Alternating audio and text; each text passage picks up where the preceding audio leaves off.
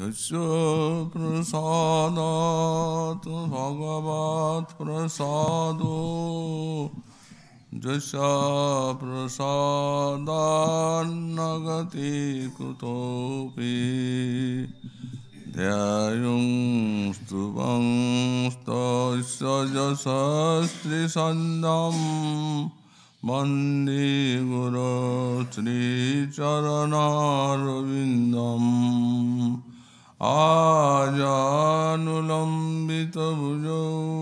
कनकावदातौ संकीर्तनैकपितरौ कमलायताक्षौ विश्वम्भरौ द्विजवरौ जुगधर्मपालौ वन्दे जगत्प्रियकरौ करुणावतारौ नमस्त्रिकालसत्याय जगन्नाथसुताय च सवृताय सपुत्राय सकलत्राय ते नमः वरेहापीडाभिरामं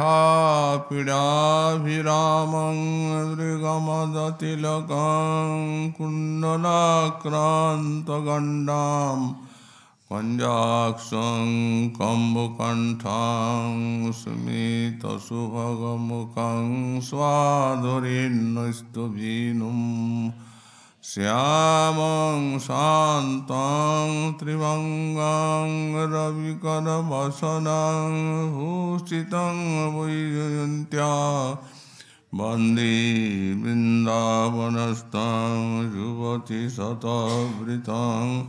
ब्रह्मगोपालवेशं तप्तकाञ्चन गौराङ्गी राधे वृन्दावनेश्वरी वृषभानुसुते देवी तं नमामि हरिप्रिये मूकं करोति वाचालं पङ्गुं लङ्घयति गिरिं यत्कृपातमं वन्दे परमानन्दमाधवं वाञ्छाकल्पतरुभ्यश्च कृपासिन्धुभ्य एव च पतितानां पावनेभ्यो वैष्णवेभ्यो नमो नमः हरिभक्ति पराजित हरिनामपरायणा दुर्वृत्ता वा सुवृत्ता वा तिसां नित्यं नमो नमः नमः धर्माय महते नमो कृष्णाय विदुषे ब्राह्मणे नमस्कृत्य धर्मान् वक्ष्ये सनातनान् नारायणं नमस्कृत्य नरं चैव नरोत्तमं देवीं सरस्वतीं व्यासं ततो जयो मुदीरयेत् जय रूप सनातन भट्ट रघुनाथ श्रीजीव गोपाल भट्ट दास रघुनाथ हे छय गुसाईर करी चरण वंदन हईते विघ्ननाश अभीष्ट पुरन दुर्गमी बुद्धिमेन्द्र स्खलत्पादगतिर्मुहु सकृपा जुष्टिदानेन संत संतो अवलंबनम्।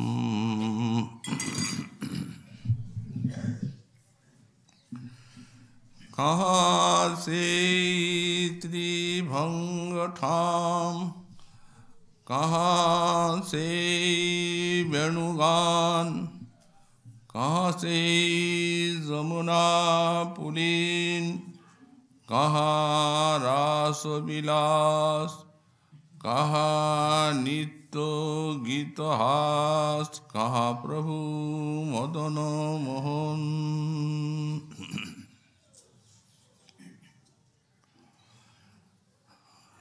कलिजुग पावनावतार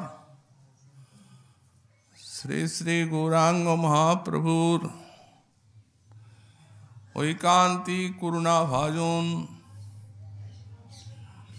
গৌড়ীয় বৈষ্ণবাচার্য परम पूज्यपाद श्री श्रीला कृष्णदास कविराज गोस्वामी चरण तार श्री श्री चैतन्य चरितामृते मध्यलीला द्वितीय परिच्छेदे श्री श्री कृष्ण चैतन्य महाप्रभुर अति सुगंभीर गंभीर लीलार सूत्र वर्णना करছেন।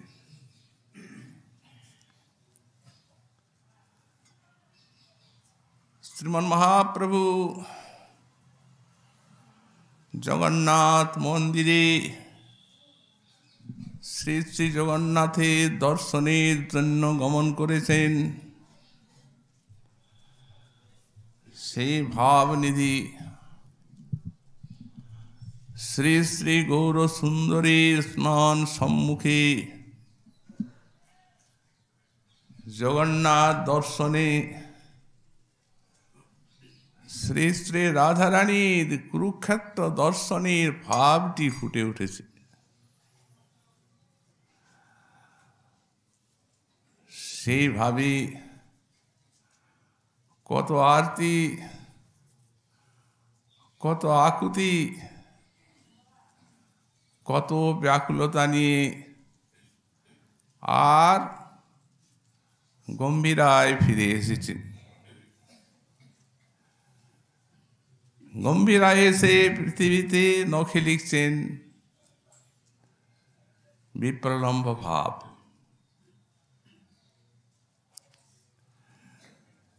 শ্রী শ্রী গৌরাঙ্গ সুন্দর লীলাচলে গম্ভীরা লীলায় যেন সাক্ষাৎ বিপ্রলম্ব রসেরই অবতার।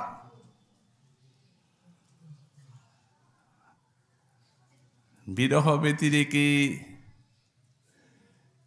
যে শ্রীকৃষ্ণ প্রাপ্তি কখনোই সুগম হয় না, ব্যাকুলতা ভিন্ন উৎকণ্ঠা ব্যতিরেকে যেন শ্রীকৃষ্ণ মাধুর্যের আস্বাদন লাভ হয় না। এই সব শাস্ত্রীয় মহাসত্যগুলি শ্রীমন মহাপ্রভুর এই লীলাতে প্রজ্জ্বল রূপে ফুটে উঠেছে। সাধক যারা তাদেরও এতে শিক্ষা, অন্তত এই বৃন্দাবনীয় রসসাধককে একটু অভাব নিয়ে ভজন করতে হবে। আমাদের শ্রীপাদ বলদেব বিদ্যাভূষণ লিখেছেন, হৃদয়ের সমগ্র পিপাসা যখন কৃষ্ণচরণকে কেন্দ্র করে তখন তার নাম হয় ভক্তি। কৃষ্ণ মাত্রৈক তৃষ্ণা, কৃষ্ণা বিনান্য তৃষ্ণা শূন্যা ভক্তি। একমাত্র শ্রীকৃষ্ণেই পিপাসা, অন্যত্র পিপাসার অভাব। এর নাম ভক্তি।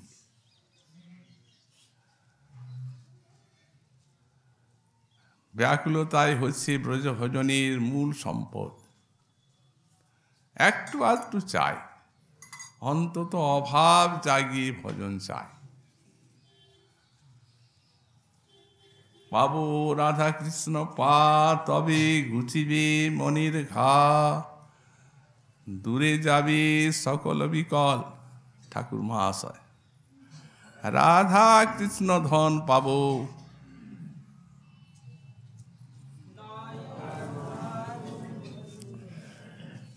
হিয়ার মাঝারে থব, তবে জুড়াইবে এ পাপ পরাণ। এই পাপ প্রাণ জোড়াবার অন্য কোনো উপায় নেই।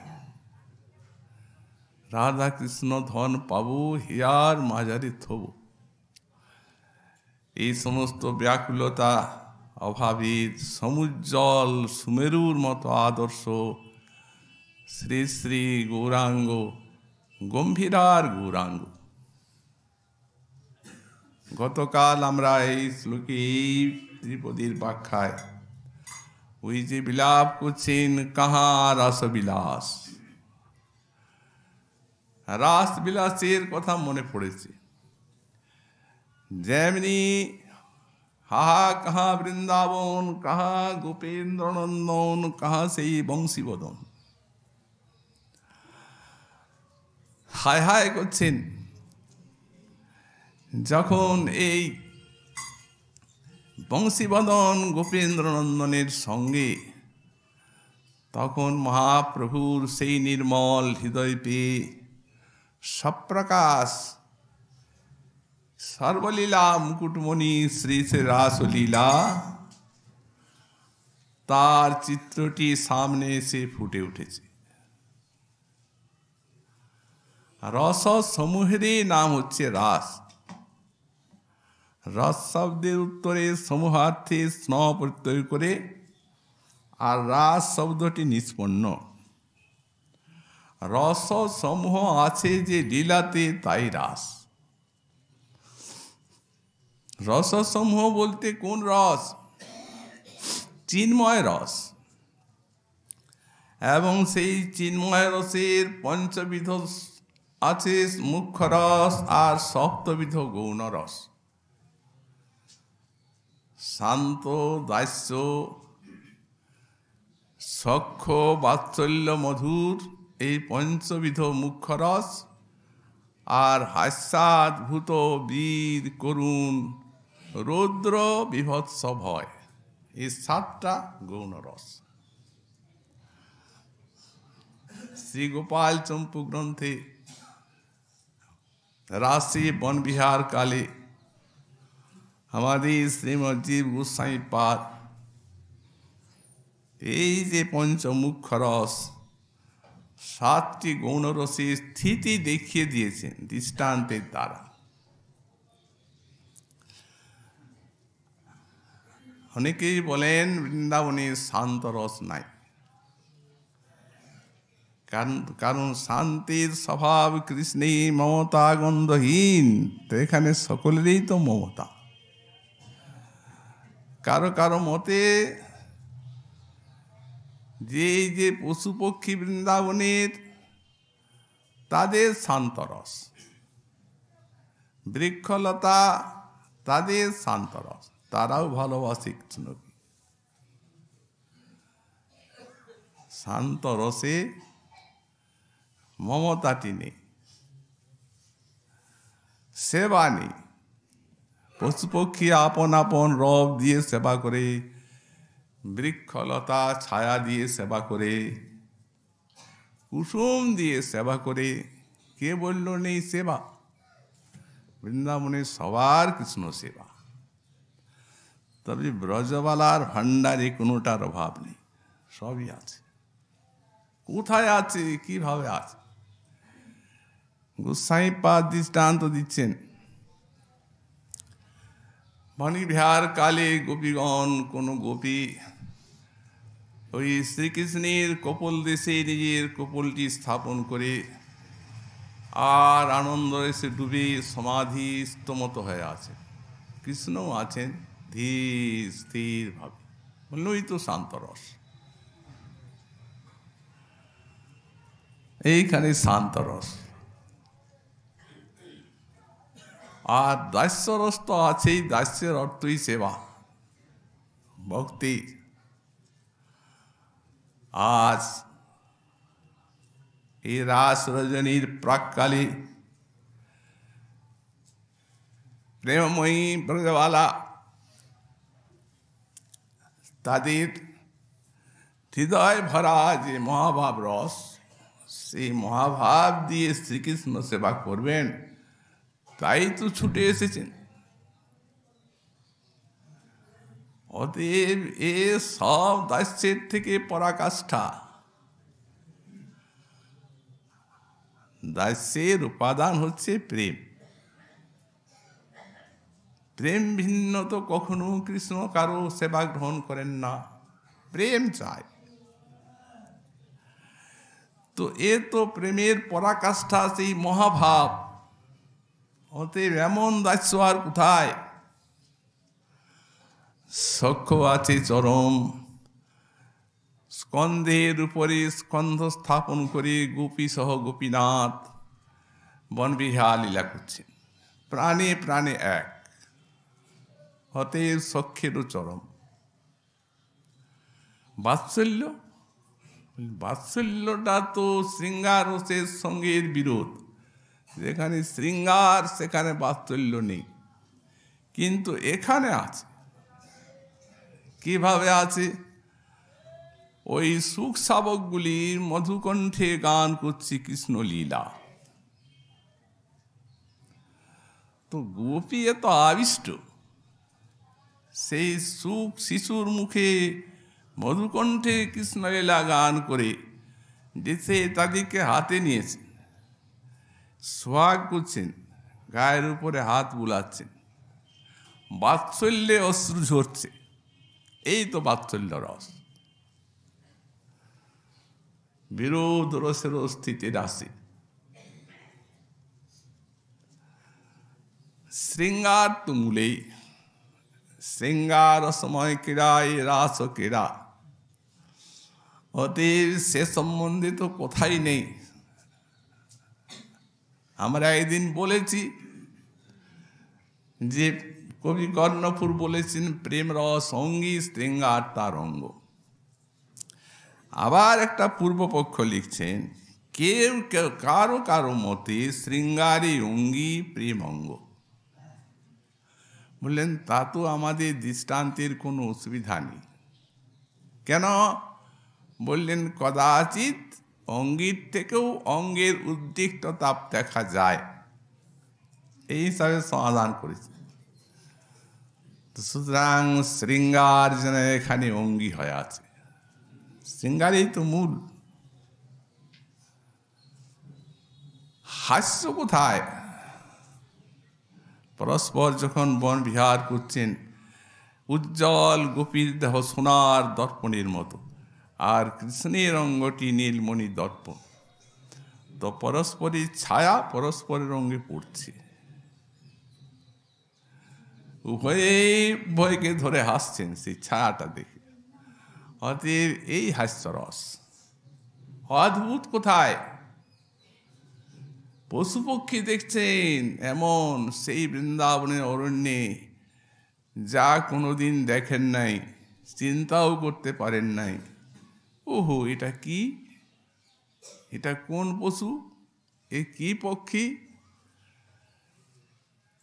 তাকাচ্ছেন অদ্ভুত ভাবে। অতএব এই অদ্ভুত রস, বীর রস। বলছেন কৃষ্ণ কোনো কোনো ব্রজবালার উপরে কটাক্ষপাত করছেন, চক্ষুগুলি লাল। শৃঙ্গার শ্রী কটাক্ষ, কিন্তু ঘোর তোর কটাক্ষ বলে চক্ষুটি সৎ রক্তিম হয়ে আছে। বললেন এইখানের বীর রস। করুণ কোথায়? ৩০ কোটি ব্রজবালা, ২-৪টি ব্রজবালা তো নয়। অতএব বন ভ্রমণকালে কোনো কোনো ওই লতার ডালগুলো, কুচি ডালগুলো ভূমিতে পড়ে আসে, সেখানে মারিয়ে যাচ্ছেন গোপী। কোনো গোপী দেখছেন ওহো পদদলিত হয়ে গেল, কত কষ্ট হল। বৃন্দাবনের লতা সখীর মতো মনে করেন তার, অতএব বুকে নিয়ে কাঁদছেন। এই করুন রৌদ্র রস কোথায়? বললেন কোন গোপীকে দংশন করে দিয়েছে ভ্রমর। ভ্রমরে ভ্রমরে তো ভরা কুসুমিত কানন। যখন দংশন করেছে তখন চিৎকার করে উঠেছে সুকমলা গোপী। তখন গোবিন্দ যে লীলাকমলটা আছে সেইটা এমনভাবে মারছেন, তাড়াচ্ছেন ভ্রমরটাকে। বলেন এই রুদ্র রস। বিভৎস, বিভক্ত মানে ঘৃণা। বললেন গোবিন্দ গোপীর মুখে সঙ্গে দৃষ্টান্ত দিবেন বলে একটা কমলকে হাতে তুলেছেন, আর দেখছেন কমলটাকেও দেখছেন আর গোপীর মুখটিকেও দেখছেন। এর সঙ্গে কি দৃষ্টান্ত দেওয়া যায়? কবি কেন দৃষ্টান্ত দেন? ছি ছি, এই ঘৃণা বিভৎস রস ফেলে দিচ্ছে। ভয়, যখন কুসুম তুলছে যাচ্ছেন গোপী, তখন ভ্রমরগুলা ছুটে আসছে, তখন ভীতা হচ্ছেন গোপী, এই ভয়। অতএব 7টা গৌণ রস আর 5টা মুখ্য রস পূর্ণরূপে রাসে বিলাস করেছে। এই জন্যই রসক্রীড়াটি হচ্ছে সর্বলীলা মুকুটমণি। কোন লীলায় এইগুলির একত্র সমাহার নাই, একমাত্র রাসবিলাসে আছে। এই জন্যে এত আকর্ষণ। কাহা রাসবিলাস? আমরা গতকাল বলেছি কৃষ্ণ আশ্চর্য হয়েছেন, মনে পড়লেই মনটা বলেন কেমন হয়ে যায়। ঠিক এই জন্যই, শুধু তাই নয়, রাসের যে নায়িকা তাদেরও অত্যন্ত মর্মস্পর্শী রাসলীলা। এই বিরহের দিনে কত সুদূর কালে রাসের পরে যখন উদ্ধব মহাশয় সান্ত্বনার জন্য এলেন, তখন ব্রজবালাগণ বললেন, হে রাজদূত, তোমার প্রভু সেখানে সব মথুরা নাগরিকগণকে পেয়ে আমাদের ভুলে গেছে। ভুলবেই, কারণ রাজকন্যাকে পেলে আর কি কারো গোপীর কথা মনে থাকে? বন্যবাসিনী মনে থাকার নয়, ভুলুন তিনি আমাদের। কিন্তু হে যদুপ্রবীর, একটা কথা তোমায় জিজ্ঞাসা করি, তিনি কি সে রাস রজনীগুলির কথাও ভুলে গেছেন? প্রশ্ন করছে। কখনো কি তোমাদের নিকটে তিনি সে রাস রজনীর স্মৃতি তোমাদের কাছে বলেন না? তোমাদের মথুরায় কি পূর্ণচন্দ্রের উদয় হয় না? তখন কি কোনোদিন পূর্ণচন্দ্র দেখে বলেন না যে আমি আছি, এই জ্যোৎস্না পুলকিত রজনী আছে, কিন্তু হায় বৃন্দাবন কোথায়, গোপিকা কোথায়, সে রাসলীলা কোথায়? এ যদুপ্রবীর, এই রূপ কোনদিন এ রাসলীলার স্মৃতি তার অন্তরে আসে কি না? কি বলবো সেই রজনীর কথা? সেই রজনীতে চন্দ্র তার আলোক নিজের ভাণ্ডারে রাখে নাই, সব বৃন্দাবনের বুকে বিলিয়ে দিয়েছিল। অনেক পূর্ণিমাতেই, সব পূর্ণিমাতে চাঁদ উঠে, সেই চাঁদ কোনো পূর্ণিমাতে উঠেনি, ওই রাস রজনীতেই উঠেছিল। তা কি নিশাস মরতি যাসু তদা প্রিয়াভি বৃন্দাবনে কুন্দ কুমুদ কুন্দ শশাঙ্করম্যে। বৃন্দাবন সেদিন কত রম্য কাননে পরিণত হয়েছিল হে যদুপ্রবীর। যমুনার জলে ফুটেছিল রাশি রাশি সব কুমুদ কমল কল্লার। নীল যমুনার জল একবারে সাদা। বৃন্দাবনের বনে ফুটেছিল মল্লিকা মালতী জাতি জুথি। বৃন্দাবনের বন সাদা। আর যেখানে গোপীগণ নেচেছিলেন, সেই যে বালুকাগুলো, সে বালুকা সব কর্পূর চূর্ণের মতো সাদা। অতএব সব শ্বেত। রম্য কানন বৃন্দাবন সেদিন।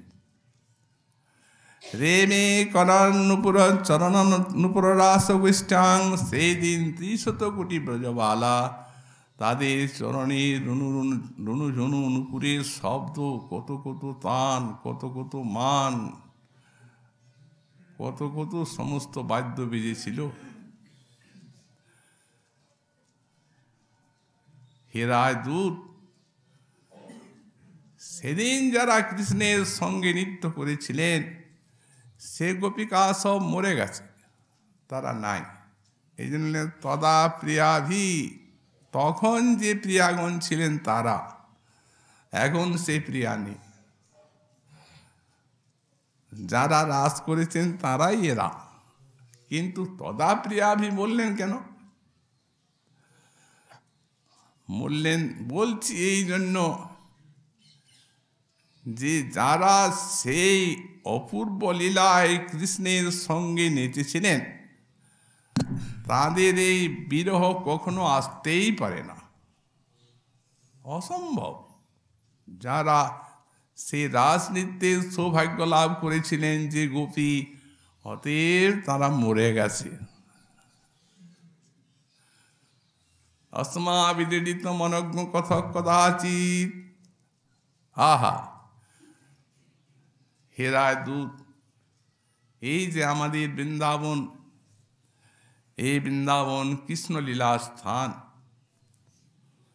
এখানে সবার মুখে মুখে কৃষ্ণ কথা, সবাই তো আমাদের কাছেই কৃষ্ণ কথা শুনে।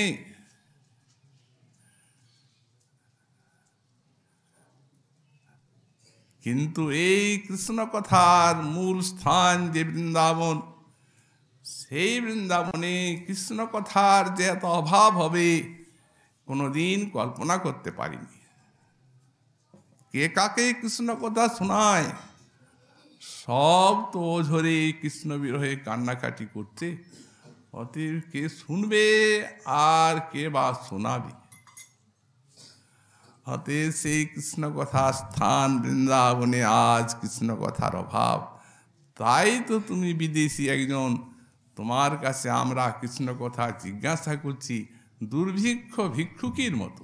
আমরা যেন এখন ভিখারিনি, কৃষ্ণ কথার ভিখারিনি, তাই তোমাকে জিজ্ঞাসা করি। সুতরাং এত সুদূর অতীতে তাদের সে রাসলীলার গভীর স্মৃতি।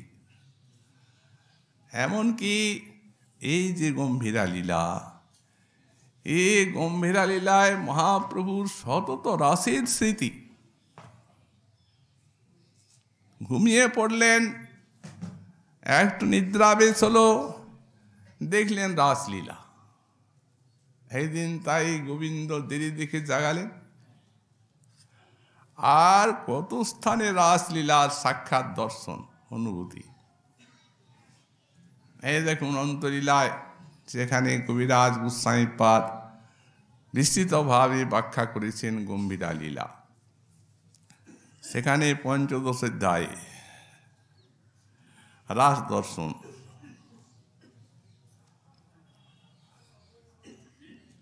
একদিন মহাপ্রভু সমুদ্র তীরে যাইতে পুষ্পের উদ্যান তাহা দেখে আচম্বিতে। সমুদ্র তীরে যাচ্ছেন মহাপ্রভু, দেখছেন ফুলের বাগান। বৃন্দাবন ভ্রমে তাহা পুছিল ধাইয়া, বৃন্দাবন ভ্রমে সেখানে ধাবিত হয়ে প্রবিষ্ট হয়ে গেলেন।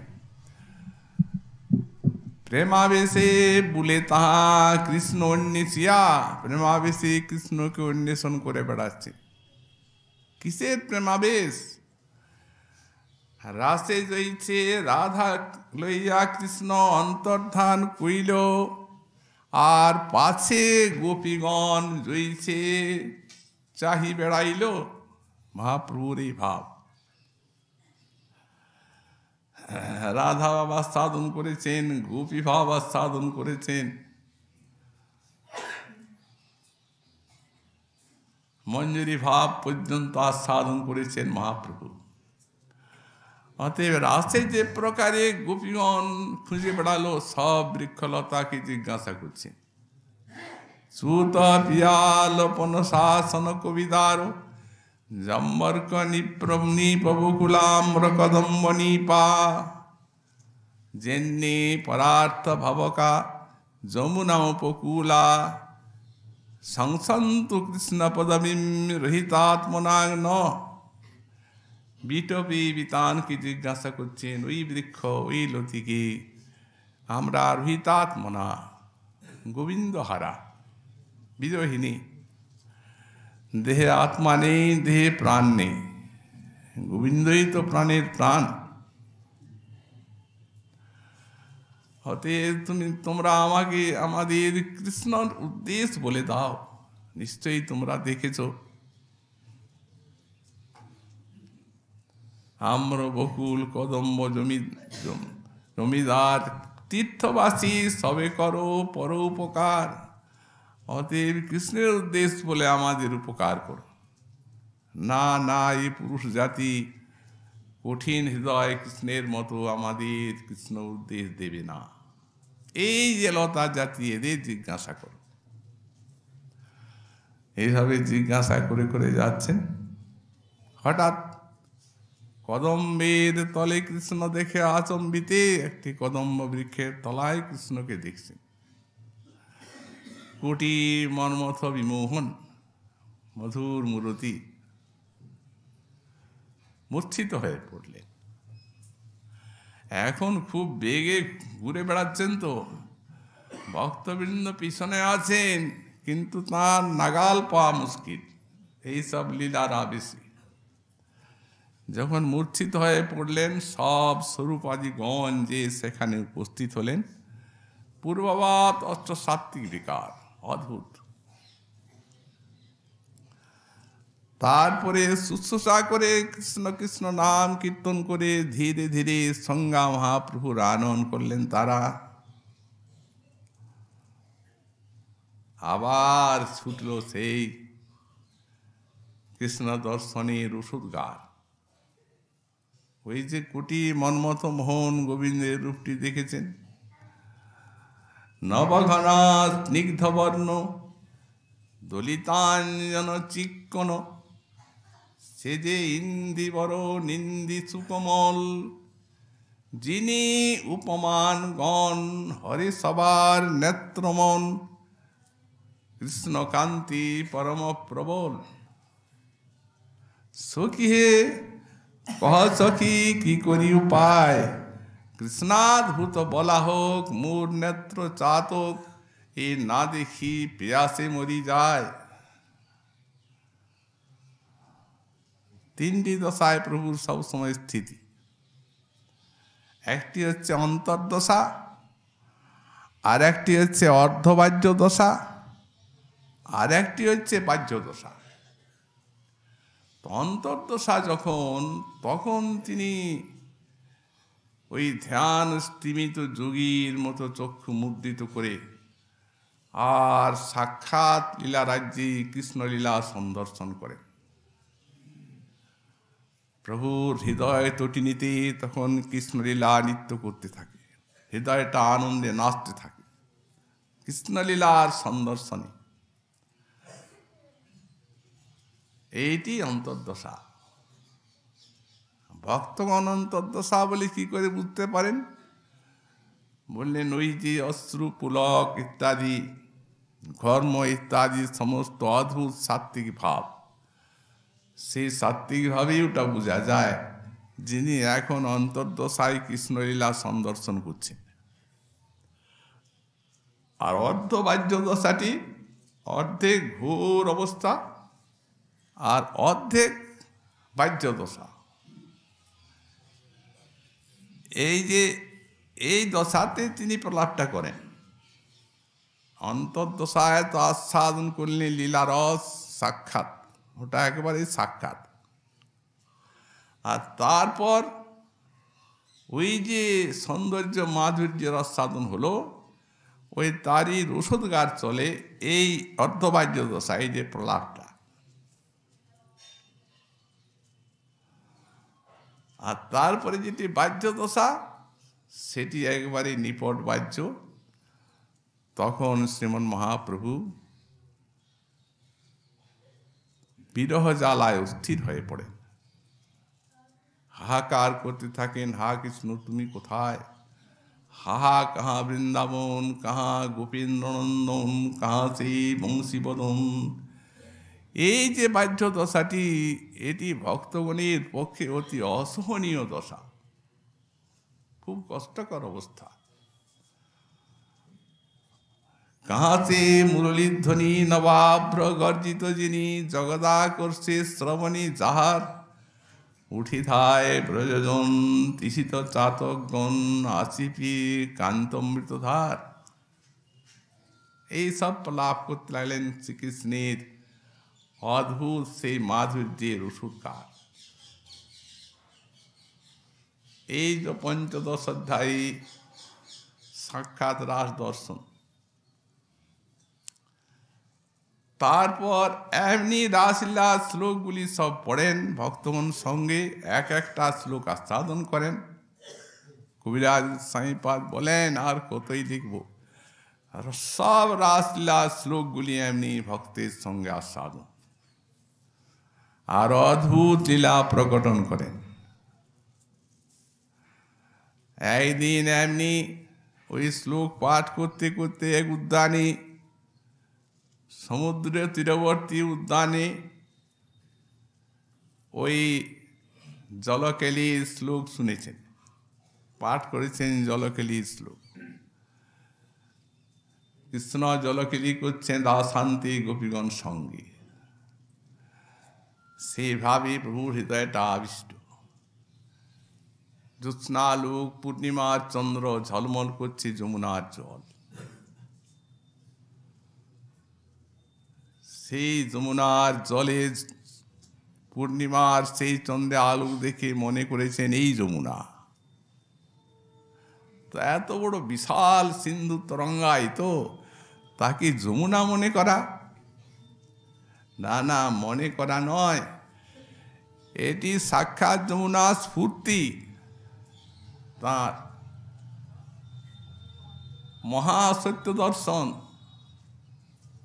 কৃষ্ণ, তার ধাম, তার লীলা, প্রত্যেকটি ধামের ক্ষেত্র বিভু ব্যাপক।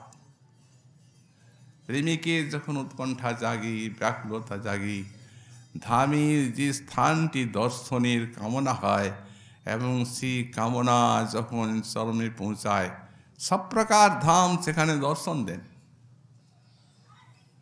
তেমনি সিন্ধুতে দেখছেন যমুনা, বাস্তব যমুনা।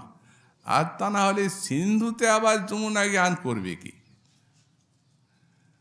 একে তো সমুদ্র, আর তারপরে পূর্ণিমার রাত্রি কল্লোল, বিশাল তরঙ্গ ঢেউ, কোনোদিন বেলাভূমি অতিক্রম করে না। কিন্তু পূর্ণিমার চাঁদ যদি দেখেছে তো পাগল সমুদ্র, উচ্ছ্বসিত হয়ে ওঠে। তাকে মনে করছেন যমুনা।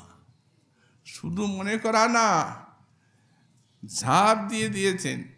কৃষ্ণ তো ওখানে রাজরানী গোপিকাগণ সঙ্গে লীলা করছেন, যেমনি ঝাঁপ দিয়ে দিয়েছেন। রত্নাকর মনে করছে যে লোকে আমা মিথ্যাই রত্নাকর বলে। আরে কি রত্ন, কোথায় রত্ন? আজ আমি রত্নাকর, সাক্ষাৎ এই প্রেম রত্ন কি বুকে পেয়ে গেছি। এই যে না পড়েছেন আর মূর্ছা এসে গেছে সঙ্গে সঙ্গে। কি বিপদ!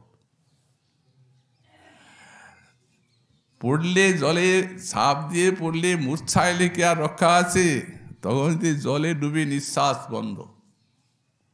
কিন্তু সমুদ্র সেবা করছে, রত্নটি পেয়ে উঠাচ্ছে, নিঃশ্বাস নিচ্ছেন, আবার ডোবাচ্ছে, আবার উঠাচ্ছে, আবার ডোবাচ্ছে, ভাসিয়ে ভাসিয়ে নিয়ে যাচ্ছে। এমন ভাবে ছুটে গেলেন, কেউ টের পেলেন না। অত শত ভক্ত সঙ্গে, কিন্তু বায়ুবেগে গেলা প্রভু কেহ লখিতে নারিলা। বায়ুবেগে চলে গেলেন তো। ভক্তগণ সব ব্যাকুলিত হয়ে খুঁজে বেড়াচ্ছেন। কেউ বা গম্ভীরায় গেলেন, কেউ বা জগন্নাথ মন্দিরে গেলেন, কেউ বা চটক পর্বতে গেলেন, কেউ বা কোণার্কের দিকে গেলেন। যেখানে যেখানে প্রভুর আবেশ হয় সেই সেই জায়গায় গেলেন। স্বরূপ দামোদর ভক্তগণ সঙ্গে যাচ্ছেন সেই তীরে তীরে। সকলেরই হৃদয়ে চিন্তা, প্রভু কি আজ লীলার অন্তর্ধান করলেন? সহসা স্বরূপ দামোদর দেখছেন একটা জালিক জেলে আসছে সামনের দিকে থেকে, কাঁধে জাল আর কাঁদছে, হাসছে, গায়ে পুলক। উনি মনে করলেন যে একে জিজ্ঞাসা করলে কিছু পাওয়া যেতে পারে। আচ্ছা জালিক, বলো তো এই দিকে কোনো লোক দেখলে, কাউকে দেখলে? ঠাকুর ওদিকে যাবেন না, কোনো লোক নেই ওদিকে, একটা ভূত আছে। এত রাত্রে আমি সব এখানে মাছ ধরি, এখন কোনোদিন আমাকে ভূত পেতে পায় না। আমি নৃসিংহ নাম জপ করি এই জন্য, কিন্তু আজ যে ভূতটা দেখলাম, ও ভূত এমন ভূত যে নৃসিংহের নাম করলে দ্বিগুণ বাড়ছে। হায় হায়, ঠাকুর কান্নাকাটি করছে সেই জেলে, আমি মইলে কইছে আমার জীবে স্ত্রী পুত, আমার স্ত্রী আর আমার ছেলে কি করে বাঁচবে? আমি তো তাদের রোজগার করে খাওয়াই, আমার আর রক্ষা নাই, আমার মৃত্যু হয়ে গেল। যাবেন না ঠাকুর, যাবেন না, গেলে এই ভূতে পাও।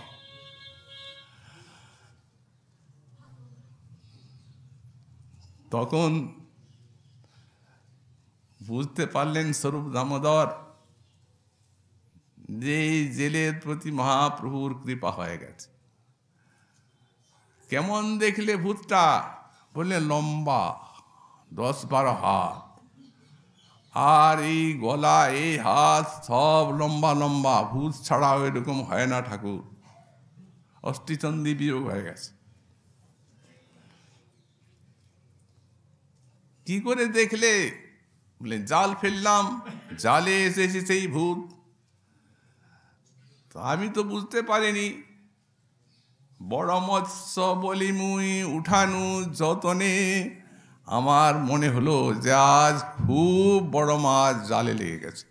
অতএব ধীরে ধীরে যাতে ফসকে না যায়, যে না আস্তে আস্তে আস্তে আস্তে জালে উঠালাম। যখন উঠালাম তখন মৃতক দেখিয়া মোর ত্রাস হইল মনে। এখন সেই মৃতক দেখে আমার ভয় হয়ে গেল। তো যেমনি খুলছি জালটা, স্পর্শ হয়ে গেল, যেমনি স্পর্শ হয়ে গেল তেমনি এই অবস্থা। চোখগুলা একবারে উত্তান হয়ে আছে, গু গু গু গু শব্দ করছে।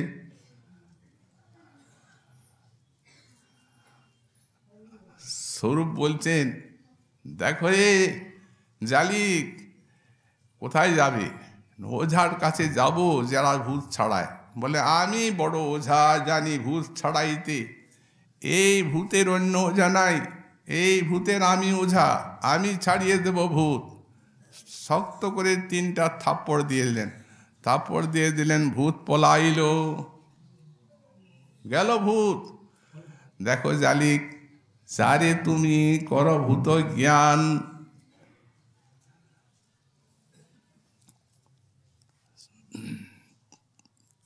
সে ভূত নহে, সে শ্রীকৃষ্ণ চৈতন্য ভগবান। ওহে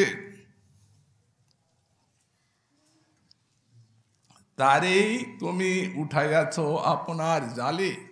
ও ভগবান শ্রীকৃষ্ণ চৈতন্যদেব, তারই প্রেমের বিকার হয় আর এত লম্বা হয়ে যায় দেহ। অতে ভাগ্যবান তুমি, চলো দেখাও কোথায় তিনি। জালিক কহে, প্রভুকে মুই দেখিয়াছ বারবার, সেহ নহে এই অতি বিকৃত আকার। বললেন না না না, তিনি না, আমি প্রভুকে বহুবার দেখেছি, কিন্তু সেই কোথায় সেই কন্দর্প নিন্দিত দেহ, আরে তো বিকৃত আকারে তো ভূত। বল স্বরূপ কহিত তাঁর হয় প্রেমের বিকার, অস্থি সন্ধি ছাড়ি হয় অতি দীর্ঘাকার, ওতে ভয় নেই, চলো দেখাও।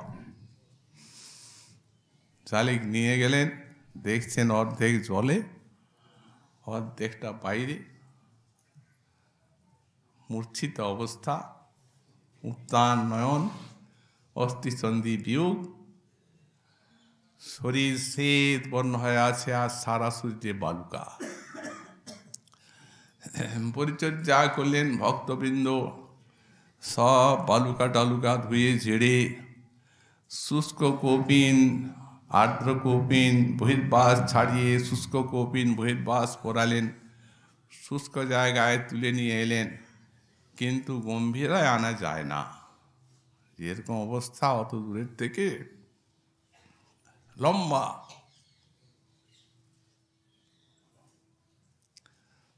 তো সুতরাং একমাত্র কি উপায়?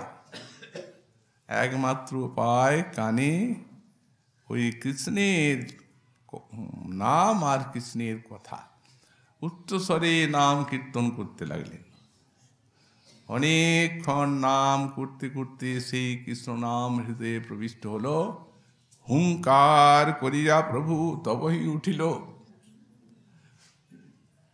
তখনই হুঙ্কার করে উঠলেন। আর এমনি সেই বিকার যে হুঙ্কার করে ওঠা মাত্র অস্থিসন্ধি যথাস্থানে লেগে গেল। চারদিকে তাকাচ্ছেন, কে, কোথায় এলাম আমি, এত দূরে, এটা কোন স্থান, তোমরা এখানে আমার কাছে এইভাবে কেন?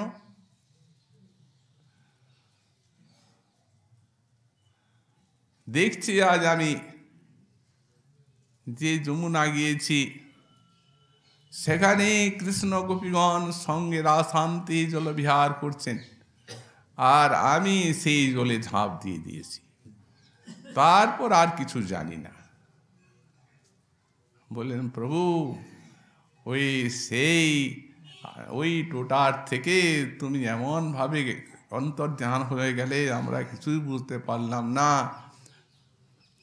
আর সারা সমস্ত জলবিহারটা বর্ণনা করলেন অর্ধবাহ্য দশায়। স্বরূপ বলছেন, প্রভু তুমি এই জলে ডুবে কৃষ্ণলীলা দর্শন করছো, আনন্দে ভাসছো, আর আমরা মরে যাচ্ছি তোমার চিন্তায় বিরহে। এই গেল অষ্টাদশ অধ্যায়। 19 অধ্যায় আবার সেই রাস, সেই জগন্নাথ বল্লভ উদ্যানে যেদিন বৈশাখ মাসে জ্যোৎস্না পুলকিত রজনী, সেই দিন প্রবেশ করলেন। সেই জয়দেবী ললিত লবঙ্গলতা পদ গান করতে করতে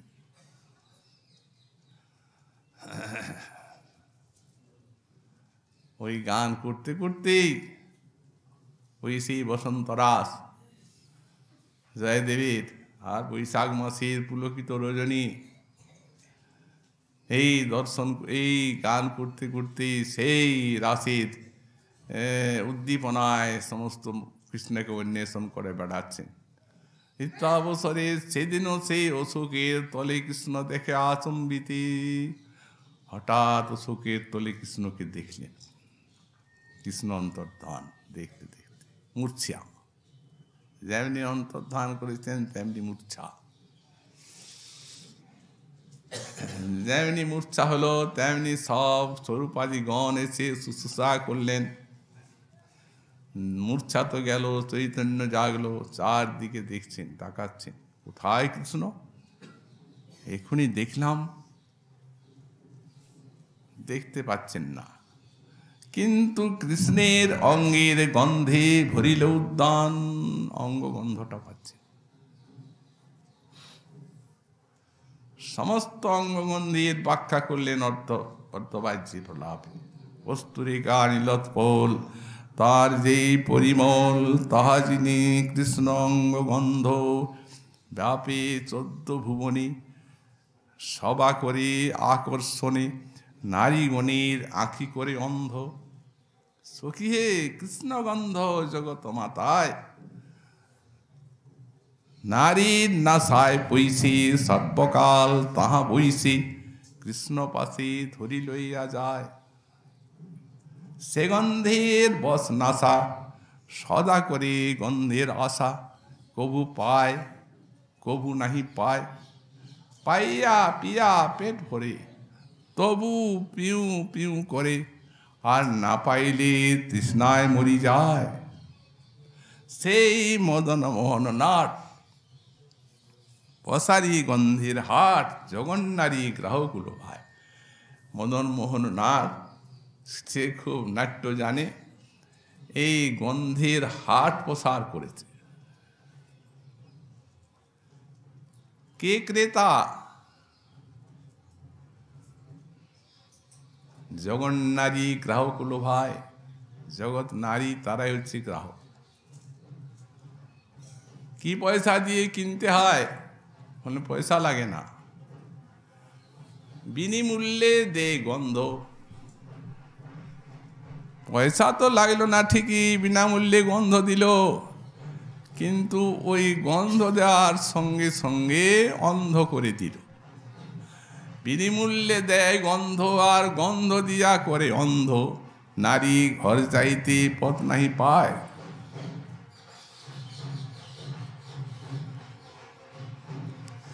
এই ভাবগুলি এত গম্ভীরভাবে কবিরাজ গোস্বামী পাদ ব্যাখ্যা করেছেন। অর্থাৎ কৃষ্ণ মাধুর্যে শব্দ স্পর্শ রূপ রস গন্ধীর গোপিকার উপরে কি অদ্ভুত প্রভাব। গন্ধ দিয়া করে অন্ধ, ঘর যাইতে পথ নাহি পায়। তার মানে ওই কৃষ্ণ ব্যতীত আর অন্য জায়গায় যাবার তাদের সামর্থ্যই থাকে না। এইভাবে শ্রীমন মহাপ্রভু এই রাসরসের আস্বাদন লাভ করেছেন নিজে, এবং এই আস্বাদনে বিভোর হয়ে আর ভক্তগণের নিকটে অর্ধ বাহ্য দশায় প্রলাপাদি করেছেন, আর বাহ্য দশায় এমনি হাহাকার।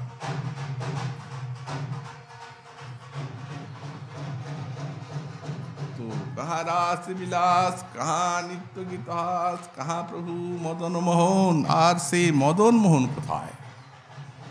কখন মদন মোহন? যখন রাধার সঙ্গে যদা ভাতি তদা মদন মোহনম, অন্যথা বিশ্বমোহে পি সাং মদন মোহিত। রাধারানীর সঙ্গে যখন থাকেন তখনই মদন মোহন।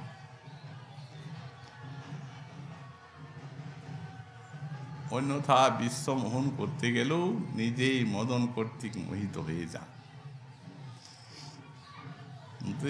যখন রাধারানীর নিকটে যখন থাকেন তখন কোটি কন্দর্প মোহন, অপার সৌন্দর্য মাধুর্য পারাবার, এবং সাক্ষাৎ মন্মথ মোহন রূপী বৃন্দাবনী শ্রী মদন মোহন রূপী বিরাজ করেন রাধার সঙ্গে যথাভাতি। রাধারানীর সঙ্গে যখন বিরাজ করেন, আমরা পরম কারুণিক পরমারাধ্য শ্রী শ্রী গুরু মহারাজের বিরহ তিথি উপলক্ষে এই 9 দিন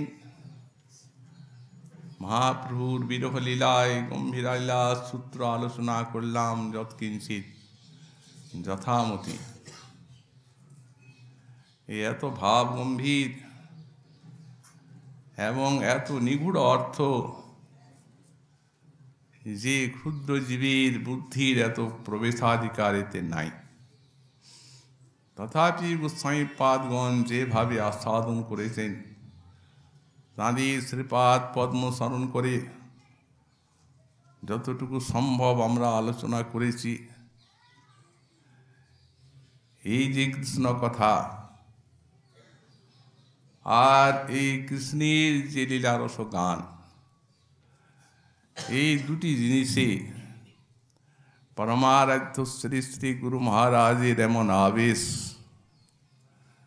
যে সত্যিকার যারা নয়নে দেখেছেন প্রত্যক্ষ করেছেন তারাই তার সাক্ষী। কৃষ্ণ কথা শুনতে বসতেন যখন ধ্যানস্থ, নড়তেন চড়তেন না।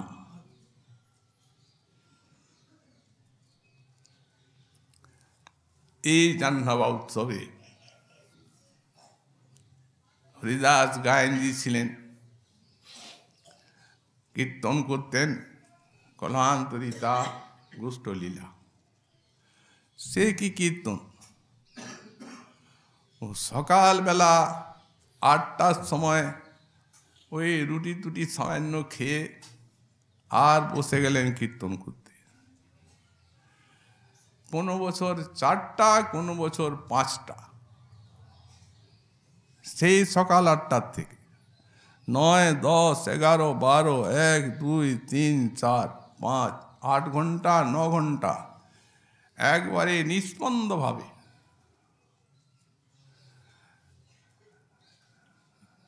জল টলও কেউ কেউ খেতেন, মহারাজজি একবারে থানুর মতো।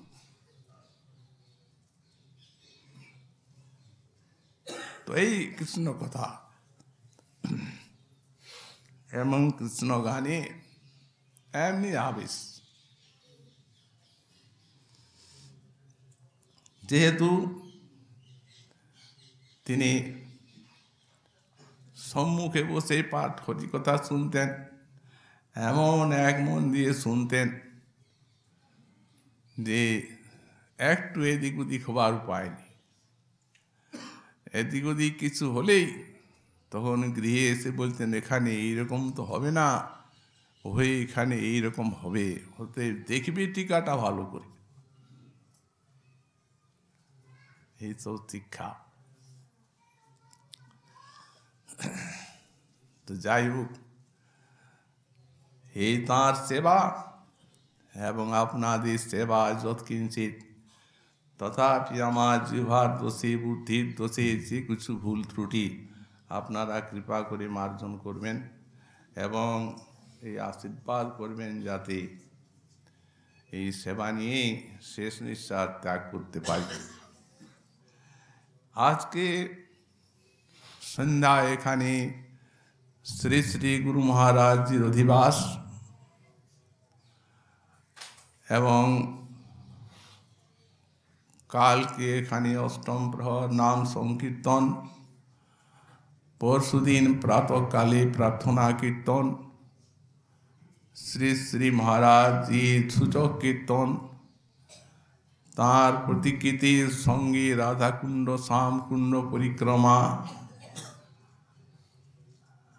এবং দধিমঙ্গল, শ্রী শ্রী গৌর গোবিন্দের ভোগরাগ এবং বৈষ্ণব ভক্ত সেবার অনুষ্ঠান হবেন।